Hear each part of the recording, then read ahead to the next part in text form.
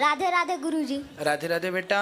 गुरुजी मैं आपकी कथा सुनता हूँ और मैं जब स्कूल में बच्चों को जाके ये थी इनके बारे में बताता हूँ तो वो बच्चे बोलते हैं कि भगवान उगवान कुछ नहीं होते। इन बातों पे हमें क्या करना चाहिए? उनसे कहना कि बेटा भगवान नहीं होते तो फिर ये सूर्य अपने समय से कैसे आ रहे हैं? सूर्य समय से आ रहे हैं, समय से जा रहे हैं।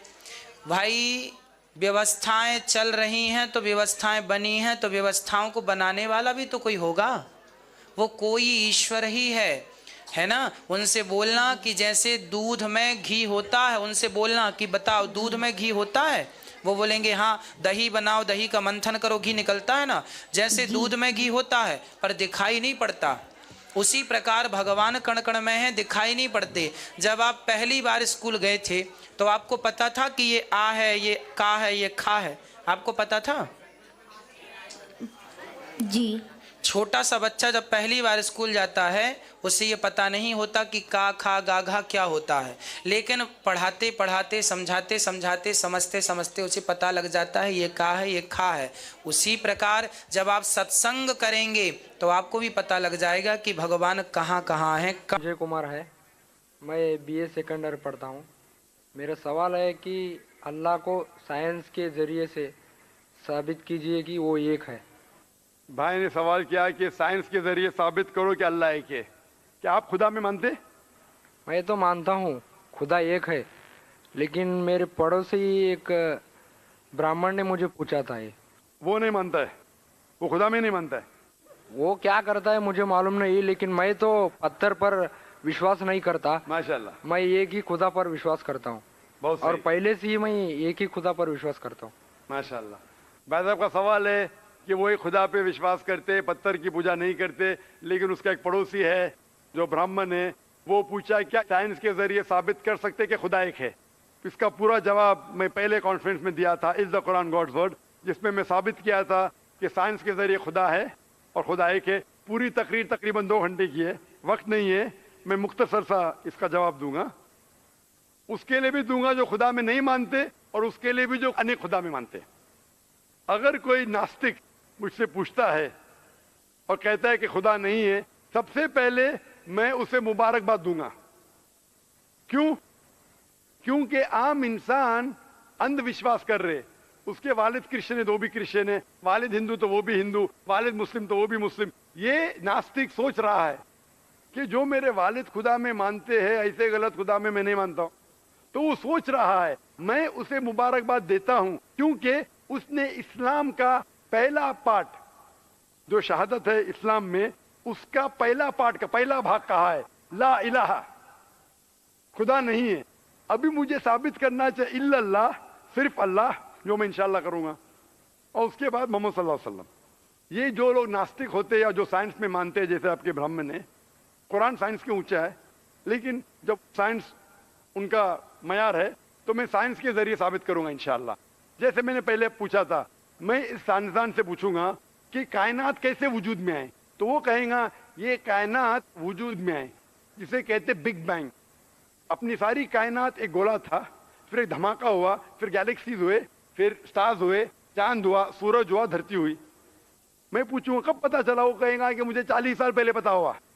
मैं कहूंगा ये तो मेरे कुरान मजीद में लिखा हुआ है 1400 साल पहले, सूरह अंबिया में, सूरह नंबर 21 आयत नंबर 30 में, अवलम यरल लज़ीना कफरू, क्या वो जो लोग झुटलाते हो नहीं जानते, अन्ना समावाति वल अर्द, कि ये धरती और आसमान जुड़े हुए थे, कान अज़त कर फकनाहुमा, और एक धमाका हुआ और वो अलहदा हुए।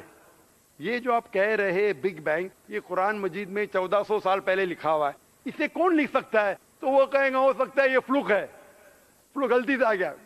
आर्ग्यू मत करो। मैं उससे पूछूंगा कि ये जो अपनी जमीन है, ये धरती है, इसका शेप क्या है? तो वो कहेगा पहले हम समझते थे ये धरती है, जमीन चपटी है, फ्लैट है, अभी हमें पता चला कि ये गोल है।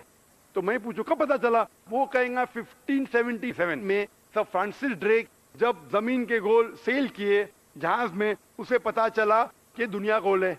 मैं कहूंगा आपको पता चला अभी 300 साल पहले, कुरान मजीद में 1400 साल पहले लिखा हुआ है, सूरह नाज़ियात में, सूरह नंबर 79 वर्स नंबर 30 में, आयत नंबर 30 में लिखा हुआ है, we have made the earth as an expanse والارض بعد ذلك دحاها. ہم نے اس دنیا کو بیدوی شکل کا بنایا ہے, بیدے کی طرح بنایا ہے. آج کی سائنس کہتی ہے دنیا پوری گول نہیں ہے, اوپر اور نیچے سے چپٹی ہے بیدوی شکل میں.